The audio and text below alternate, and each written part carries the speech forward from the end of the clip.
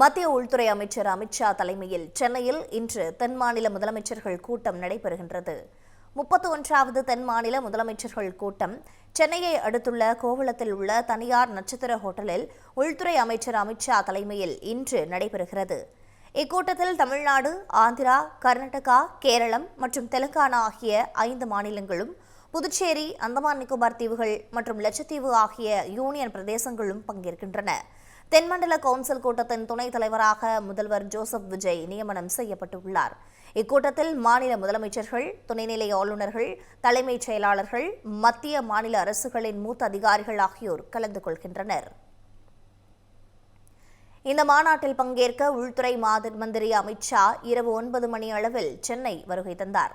பின்னர் மாமல்லபுரத்தில் உள்ள நட்சத்திர ஹோட்டலுக்கு அவர் வருகை தந்தார்.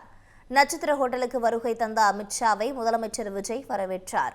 முதலமைச்சராக விஜய் பதவியேற்ற பிறகு முதல் முறையாக அமித் ஷாவை சந்திக்கிறார். இரவு நடைபெற்ற உணவு விருந்தில் அமித் ஷா மற்றும் விஜய் உள்பட மாநில முதலமைச்சர்கள் பங்கேற்றனர்.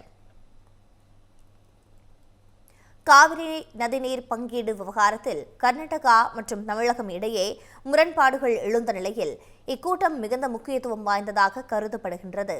மாநிலங்களுக்கு இடையேயான ஒத்துழைப்பு, பொருளாதார வளர்ச்சி, தொழில் முதலீடுகள், கட்டமைப்பு மேம்பாடு, நீர்வள பகிர்வு, எல்லை பிரச்சினைகள் உள்ளிட்ட பல்வேறு முக்கிய விவகாரங்கள் குறித்து ஆலோசிக்கப்படும் என தெரிகின்றது.